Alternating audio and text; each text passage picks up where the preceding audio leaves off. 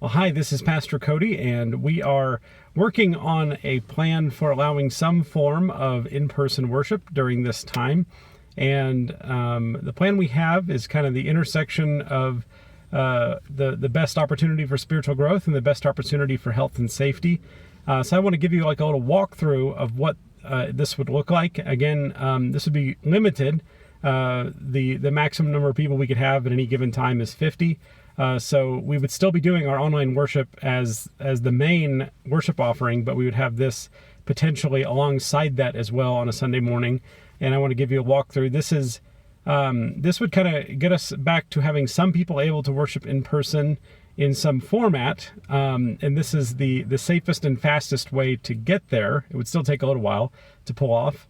But what we don't know is, given the restrictions, is this something that people are interested in? So I want to give you a walkthrough. We're going to send out a survey, and you can give us your feedback on this. And is this minor tweak version of this plan worth doing, or do we need to wait until something that's closer to our normal Sunday morning is available?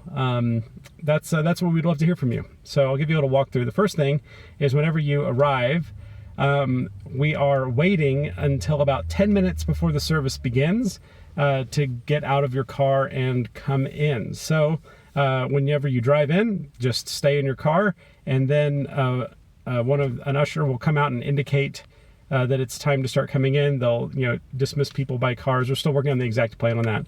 But you arrive, you stay in your car until it's time to come in. And I will walk you through the building and show you some of the things along the way.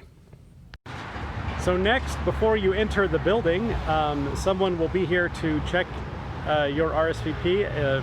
For this time period, it will require RSVPs. We're going to have an online system, and we'll also call people to see those who maybe aren't able to use the online system. We're going to have someone call them, and if they want to RSVP for that Sunday, we will go ahead and mark them down. But there is a max, like I said, of 50 people, and we have 21 different seating zones that can handle between 1 and 3 people.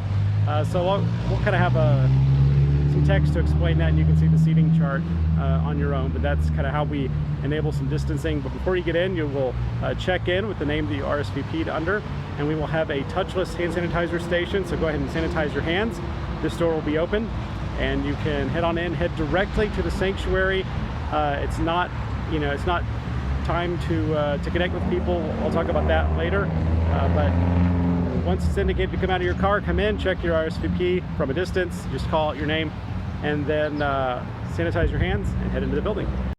All right, so a few differences for the actual worship service. First off, to prevent spreading, potential spread of the virus, we're going to have everyone wearing masks the whole time. That means we won't be able to offer coffee or snacks hospitality, because that'd require you to take off your mask, and we really want to prevent that. In the service itself, we will have spaces marked off. They're not marked off yet, but we're going to do that in a couple days. We're going to mark off like on top of the pews with tape that will indicate, like you can sit, like between here and there, and that'll hold between 1 and 3 people. If your group is bigger than that, we'll just book you with multiple seating zones. And that's to maintain at least 6 feet of difference between every household. So you can sit by household, not by just individual.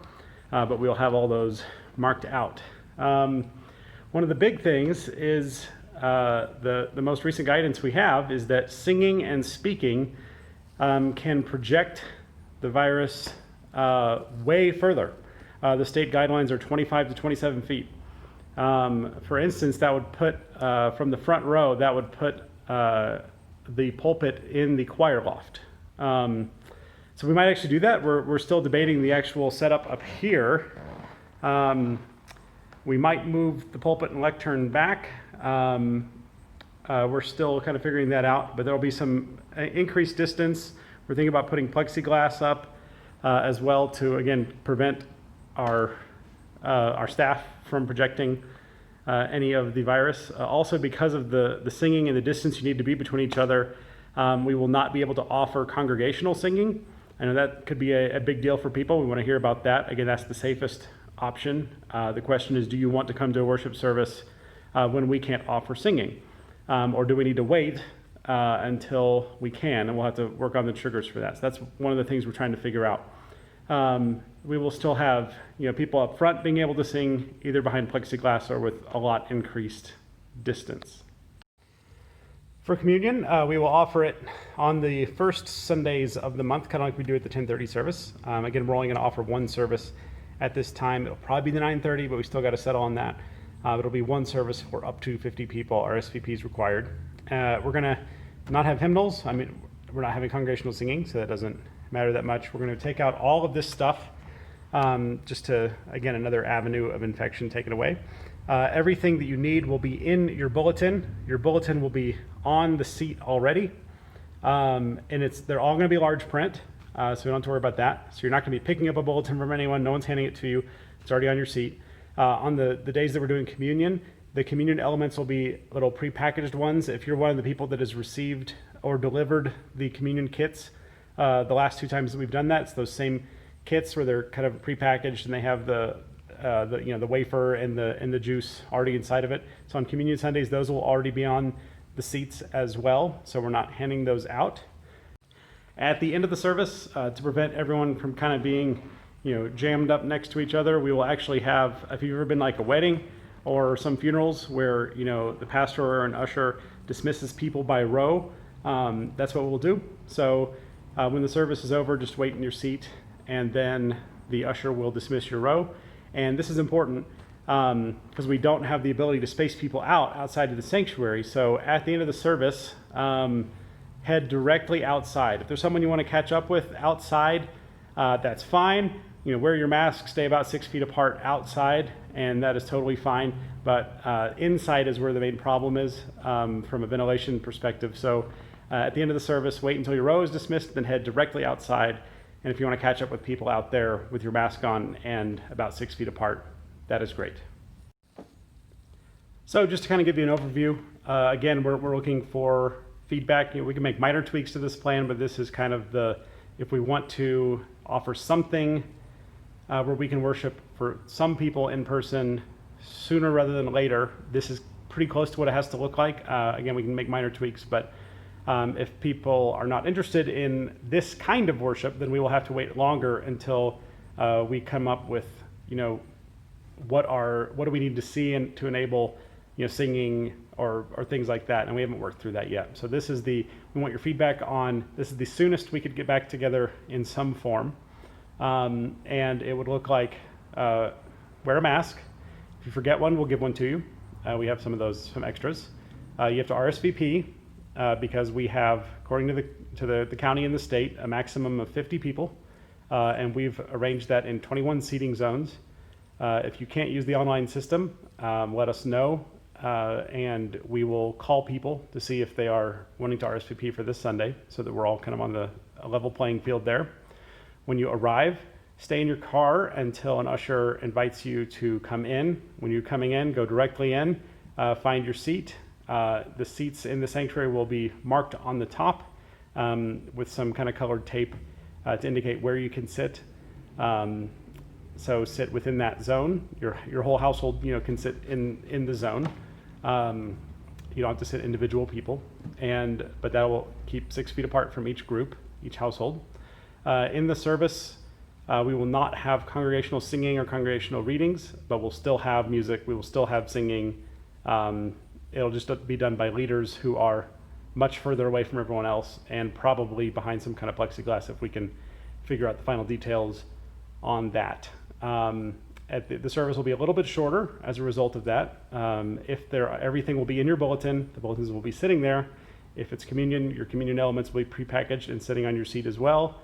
And at the end of the service, wait until the usher dismisses your row, then head directly outside. And if you would like to catch up with people, then that is your opportunity to do so after the service with masks on, still 6 feet apart, but outside, and that'll be totally fine.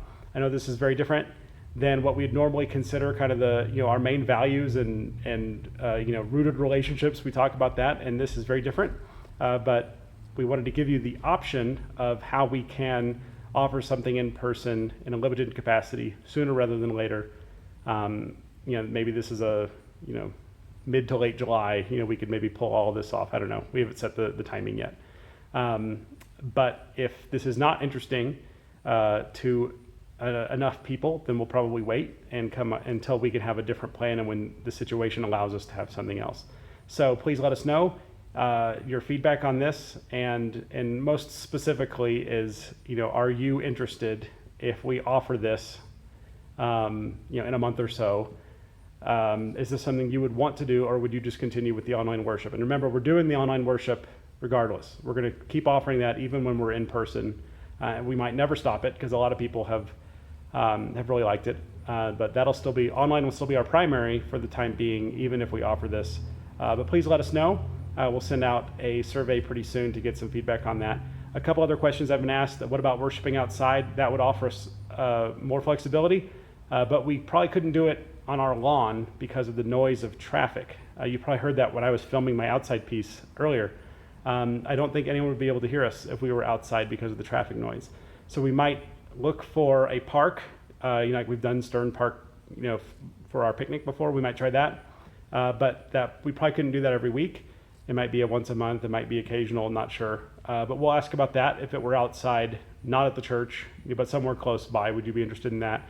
We also have the potential to do like a drive-through theater style where you stay in your car and the staff would be like outside in the middle of our parking lot, and everyone would be like pointed, toward the middle. And we have a radio transmitter so you could hear us on your radio. You could see us visually, but you wouldn't ever get out of your car. So like a drive-in theater style. We can do that too. So I'll ask about that. And we'll do as best we can together during this time. Thank you for your flexibility. And please pray for wisdom for all of us, for your leaders, and for everyone, to remain healthy and safe, and also to remain growing spiritually. Thank you again for your prayers and for your faithfulness during this time. And I hope to see you again soon.